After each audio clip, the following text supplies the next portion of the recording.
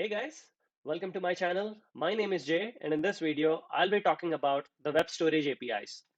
A web storage API, in simple terms, is a mechanism that is used to store data on a web browser. Previous to HTML5, data storage on a web browser was done using cookies. After the introduction of HTML5, we have two new APIs that we can use to store data on the web browser. The first mechanism is called as local storage, and the second one is session storage.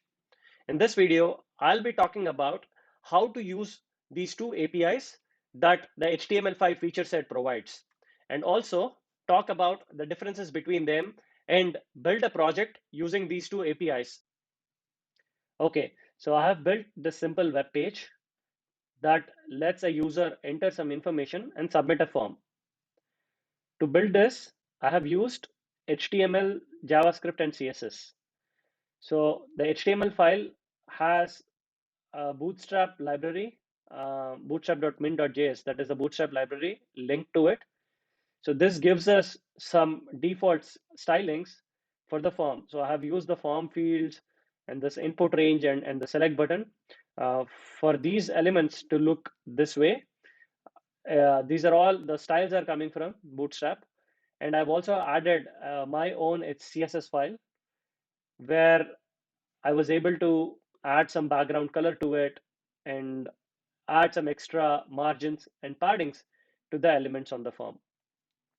So that's about the HTML and CSS files. And the major focus of this video will be focused on the JavaScript code. So in this JavaScript file, you can see that there is already some code that is existing. So let's try to understand what is happening here. So these highlighted lines of code is just trying to manage the input range. So whenever I try to move the input range of my age here, the age is going to reflect on this input box or this field, and the rest of the elements they do not have any logic written here. Only this field has some updating logic that I have added. The other part is it has some DOM selectors on the age field and also a DOM selector on the registration field. Other than that, the major focus will be under this function registration. Let's see who is invoking this function registration code. If I go back to my HTML, I'm firing off that method on submit. So when I fill all the information on this form and then hit submit, it's going to call the register function, which is in the JavaScript file. Okay, so once it goes into the registration function, first thing that we'd like to do is store that information in the session storage. For that, what we would like to do is we would like to retrieve the data from the form. The second thing is we are going to store that information in the session storage database. And once the session storage database has that information, we are going to clear the form fields from the UI. All right. Now let's also try to understand how we can write data into the session storage API or retrieve the data from the session storage API, or if you want to delete, how are you going to delete it, and also if you would like to clear the entire session storage database, how would you do that? So let's explore these four methods under session storage API from our console. So let me do that here. Before we jump into writing the code in the JavaScript file, let's play with the session storage API. First thing that I'd like to point out is the session storage API and local storage APIs are available on the window object. So when I do window dot local storage, you can see that it's available here. Similarly, when I do window dot session storage, it's available on the window object. So, and if you observe something, both of these have a common interface called as storage. The browser internally uses this storage interface in order to store that information on the browser. Let me show you where the stored information on these APIs reside. So when I go to application, so storage is the interface that we have here. So this is the part where we have local storage database, session storage database, and there is cookies information, and there are a bunch of other mechanisms where we could store data. But as far as this tutorial is concerned, we are going to be talking about session storage and local storage. All right. Now, the first thing that I would like to do is, uh, since the session storage API is tied to the window and we are in the browser environment, instead of doing window.sessionStorage, we can directly access session storage. And when I do session storage dot set item, uh, the set item is the first method where we can save some data to the session storage database. So I'll do session storage dot set item. I'll give it a name. If you can see that the set item takes in two values, that is two parameters. One is the key and the value. So name will be my key and my value will be my name, which is J. So let's do that. When I do that and go back to my application and expand session storage, we see that there is a URL here. This URL is matching the URL within the URL window here, URL pane of the browser window. So it's localhost colon 5500, which is our port number, which is similar to this. This is called as the origin. So under session storage, we have an origin, and under that origin, we have our key value pairs. Let's talk about why we have the origin here. Whenever I try to store something on the session storage needs to know that which application this data belongs to. It needs to know that because you can access the session storage information from any browser tab, and not every browser tab can have the same application loaded. For example, on a new tab, I could have google.com, right? From google.com, if I try to store some information, it will have its own origin. So let's do that. Let me open google.com and then try to do inspect. In this case, I'll do session storage dot set item, and I'll do host name as google.com. When I do this and go back to my application, in this case, I can see that the session storage origin www.google.com. In this case, I can see the host name that has been added. And Google by default has a lot of other information as well. We haven't created this information. The website is managing this information by itself. So that's how the information that we store using the session storage API is tied to an origin. So let me close this and go back to our original application. All right, so this is what the origin really means. Now let's try to explore the other methods.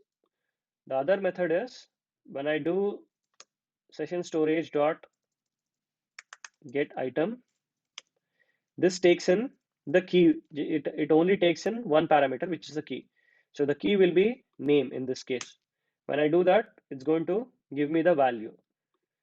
So when I do that, it makes a lookup using this key and returns the value. So that's what has been returned here. The third method that we can use is remove item. So I'm going to remove item, and remove item method takes in a single key. So I'm going to remove the name. If we go back to our application and session storage, we no longer see the user, the key as name and the value as J. So that has been removed. And the fourth method that is available is clear. Clear is going to remove all the key value pairs on the session storage API. So when I do clear, everything here is cleared. So these are the four basic methods that are available using our session storage API. Let's use this knowledge to store the information that has been entered on this form. Let's collect that information and then store it on the session storage database. To collect that information, what we have here is whenever we click on submit, there is an event that has been generated. Using that event, we are going to target the elements of the form and try to retrieve the value of each individual field. So when we do e.target.elements, it's going to give us all the form fields, and within that form fields, I'm particularly targeting the name field and getting its value. In this case, I'm targeting the age field and getting its value, and the third field where I target the gender and then get the value of that input field or this select field. So that's how I'm able to retrieve these three values. Now let's use this information and use session storage dot set item and give name as name. Name here is the variable that has the string that is coming from the input field. Similarly, I'm going to add other fields to the store. I'm going to save gender and pass in the gender variable value. All right, so let's save this. And if we go back, now I'm going to add my name, my age, and also the gender. So when I hit submit, you can see that all the values have been reset. And let's look if this information have been saved on the session storage. Yes, you can see that the name is J, the gender is male, and the age is 31. So we were able to successfully save that information or write that information to the session storage database. And also, we were able to clear the form fields using a reset function. So that's how you're going to set the information on the session storage database. Now, if I go back to the browser, even if I refresh this page, the session storage information ceases to exist because the session is active. When I say a session is active, that means this tab is active. And as long as this tab and the browser are active or open, this information is going to exist because it's tied to a user session. Let's try to access the same URL or the same application by opening a new tab. When I do this, it opens the same page. But when I inspect this and go back to the application and click on the origin, I don't see those three fields that have been added to the session storage database. But if I go back to the original tab, I still see them. Even when I refresh them, I'm going to see them here. On the new tab, I don't see them here. That's because when I opened this new tab, the browser created a new session. So when it creates a new session, all the information that has been stored on the new session is only accessible on that particular tab. It's not accessible on the other tab. So that's the downside, or you cannot call it a downside. It's by design. A session storage is only limited to that particular browser tab. And the use case where you could use this is when you have a lot of form fields and you want to retrieve the information. If let's say for some reason the user had to refresh the browser midway while filling the forms, and when the user has to refresh the browser, at that time they don't want to go back and fill all the form fields. During that time, what we can do is we can save all the form field information whenever the user enters that information in the field and generates an on blur event. We could immediately save it to the session storage database, and even when they refresh, we can make a check saying that is that field information already there in the session storage database. If yes, try to retrieve that information and populate that value within the field. If it's not existing, then just ask the user to re-enter that information. So that becomes pretty handy when we want to uh, use that information to populate the fields. If the user has already filled that information previously, we can retrieve that information and then pre-populate that fields for them. So that's the use of session storage. Okay, now let's try to understand how local storage works. Local storage also has all the same methods available. So let's do this. If I go back to the console, local storage is also accessible directly since we are in the window environment on the browser. What I'll do is local storage dot set item. So it has all the same methods that are available on the session storage. So set item. In this case, I'm going to add J. When I go back to my application, instead of accessing in the session storage, we need to open the local storage information. Whenever we add the local storage information, it immediately adds the origin first, and then it puts our key value pair under that origin.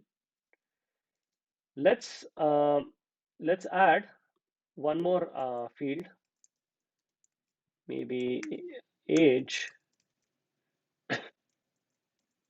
set item age,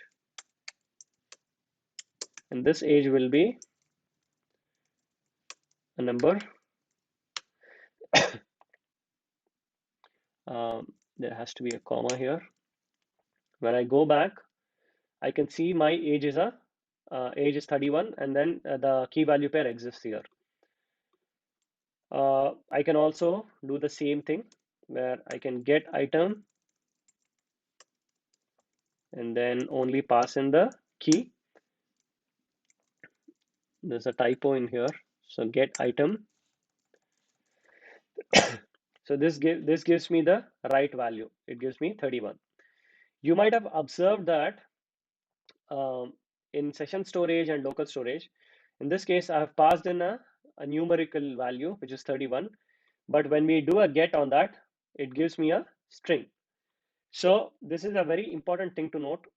Whatever that you pass into the local storage API and session storage API are stored as plain strings. So let's do a quick exercise here. So when I do local storage dot set item, uh, let's give it a random key value pairs. So if I say fruits, and then the value that I pass here is an array, apple, mango, and let's give another fruit, banana. And when I save this and go back to the application, you can see that the key is correct, which is fruits. But if you see the value, this is a comma separated string. When I try to retrieve, when I try to retrieve the fruits, fruits key values, let me do dot get item. When I try to do a get on fruits,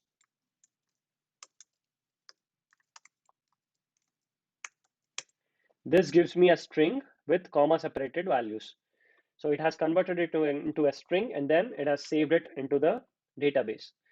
So that's the downside of using local storage and session storage. The value is always stored as a string. There's another important thing to note here is when you do, let's say I'm going to add an object here.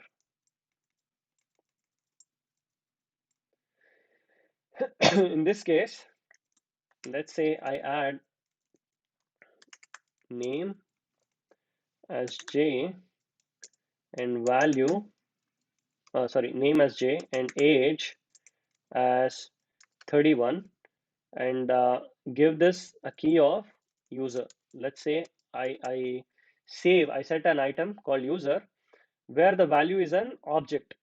In this case, when I hit save and go back to my application, you can see that the user key, for the user key, the value is object.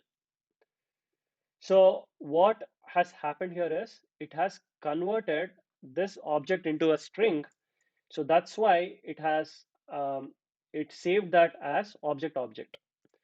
So that's the downside. If we really want to retain that information, I'm going to show how to save it as an object structure, how to save that values in an object structure um, shortly. So let's try to understand why this has been converted into object. So let's try to define an object here, and obj dot toString. When I do this, what happened is it immediately returns object which matches this string. So we tried to convert that object into a string. So that's how it got saved as object. So the problem now is, what if we want to collect all this information and save it under a particular user? In that case, what we should do is we should convert this object into a string by using JSON stringify method. So it's not a string, it's a JSON string. And then while retrieving it, we are going to retrieve the string and convert it back to a JSON object using json.parse method. So I'm going to show that shortly. So let's go and add this information into local storage API. Instead of storing each element individually in local storage, what I'm going to do is I'm going to combine all of this information into an object. I'll call this as user object, and then create an object like this with name equal to name. So if the values are going to be same, we don't need key value pairs in JavaScript. So what I'll do is we are going to create a new user object like this. So I haven't created a key value structure here because I'm retaining the same uh, key value pairs. Like the name is same and the value is also same. So I want to create a property called name, and the variable that I'm passing is also name. So I don't have to explicitly mention that name is equal to name here. This is a shorthand notation. Let's say if my variable has something called as name value, in that case I need to explicitly pass it as name value. If it is called as name, I don't need to explicitly pass it as name. So if I just do a shorthand, it's going to save that information as name is equal to whatever has been passed within the input field. Now let's try to do local storage dot set item, and I'm going to give it a key called user. Instead of passing user object directly, what I'll be doing is I'm going to do JSON dot stringify and then pass in the user object. All right, so let's save this, go back, hit refresh, and now let's also clear everything from this place. So from the local store, I'm going to delete everything. Similarly, on the session storage also, I'm going to delete these three values. Okay, now let's try to fill in some information here. Mail. When I say submit, I can see that the user for the user key, the value is a JSON string. So that's how I was able to retain a lot of key value pairs within an object structure. Now, if I want to retrieve that information, so I'll do local storage dot get item and I'll do user. So this gives me a string with a which has an object within it. So it's technically still a string. I cannot access it as an object. That's why what I can do is I'm going to convert this back into a real JavaScript object by using json.parse, and within that I'm going to pass the local storage.get item of user. So local storage of get item of user is going to result in this string, And then I'm going to convert this string into json.parse, which will return me an actual JavaScript object. So this is what we need to do back and forth, unfortunately, but yeah, it's still a convenient way to store objects on the local storage or session storage, and then retrieve them back as string and then convert it back into a JavaScript object. So that's how we need to work with objects while using session storage and local storage APIs. Uh, so now that we understand the how we interact with local storage and session storage using the methods, let's try to look at the difference now between session storage and local storage API. So this is the final piece of the puzzle where um, we can clearly look at the difference. As I mean, using this line, these three lines, we were able to add these key value pairs to session storage. And using the line number 45, we were able to add this piece of information, the user and the value information, to local storage. Now, what happens when I try to access this information on the new tab? So when I go to session storage here, let's go back to my application and session storage. I don't see these values. We've already checked that before because it's tied to a session. But whereas if I go to my local storage and go here, I'm still able to access the user information that has been stored on this tab using this tab, right? When we actually filled the information uh, on this form when this tab was active, but still when I access the same application on the browser URL, I'm somehow able to retrieve that information from the local storage database.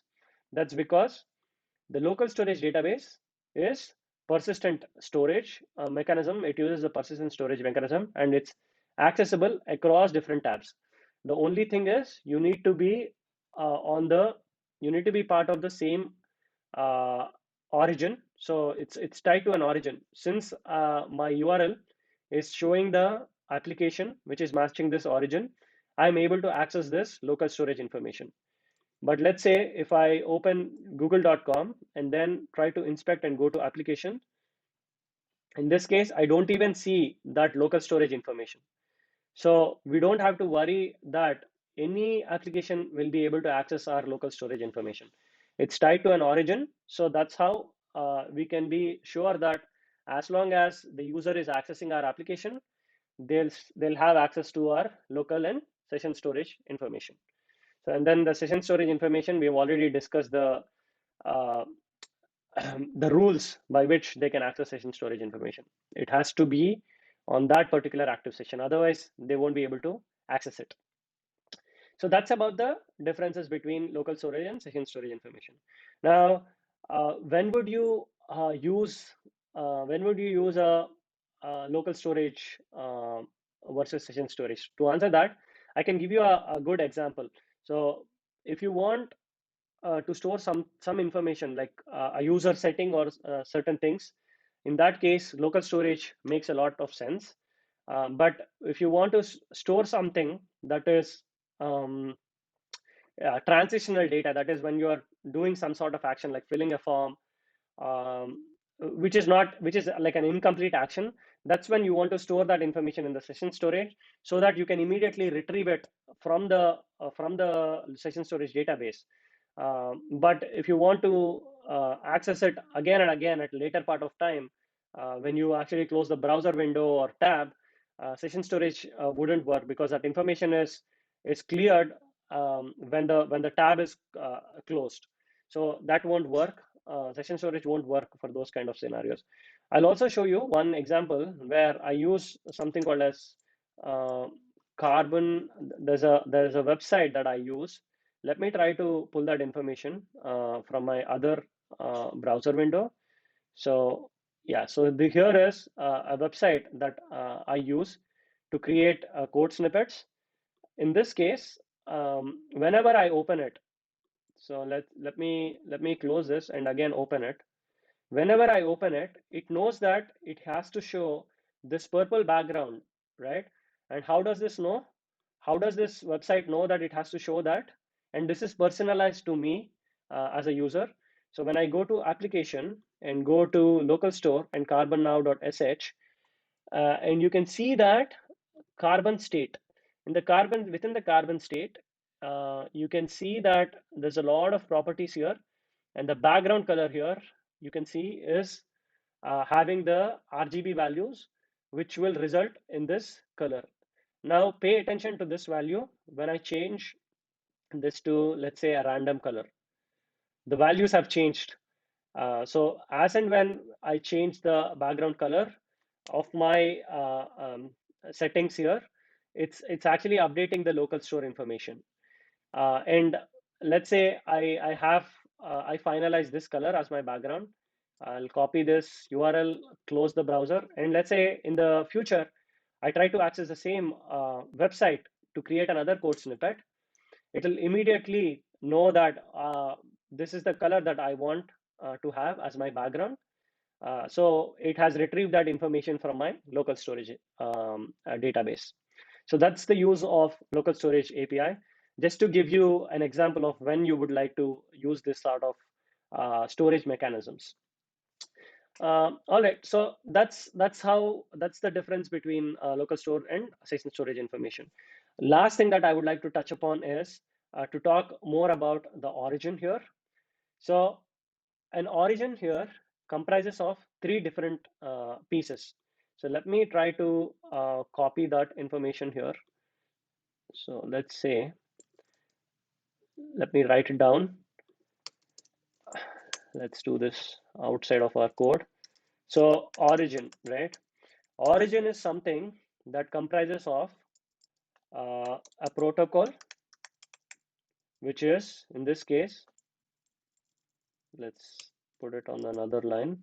Protocol, which is HTTP or HTTPS, right? This is protocol, which is part of the URL. The next part is the domain name. Domain name here is 127.0.0.1. So domain name could be this if you're on localhost, or it could be google.com or any other website domain name. And then the third part is the port number.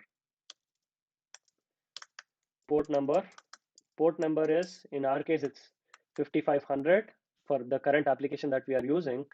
But if you host something on HTTPS, it could be 443, or it could be just available on port 80.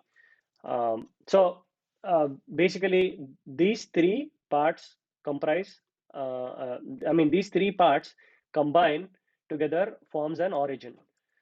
So when we store the data on the session storage or local storage, that data is tied to this origin. So if I change the port, let's say tomorrow, if I try to access, if I change the port number to something else, it is 5500 right now.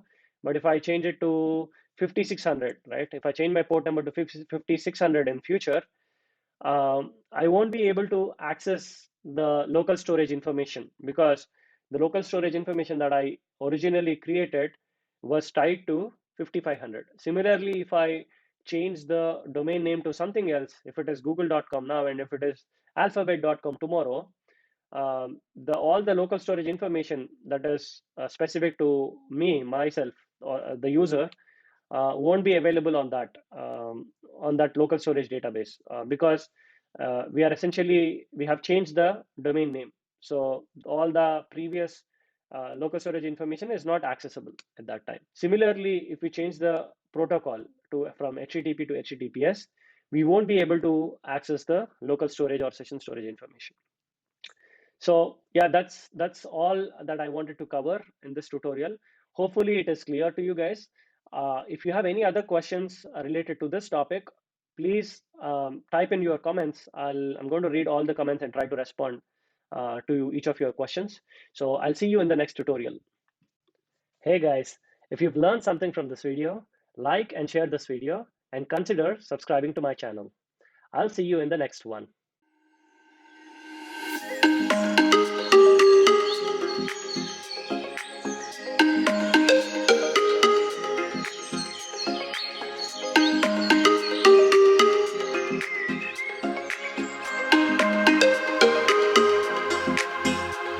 chanter.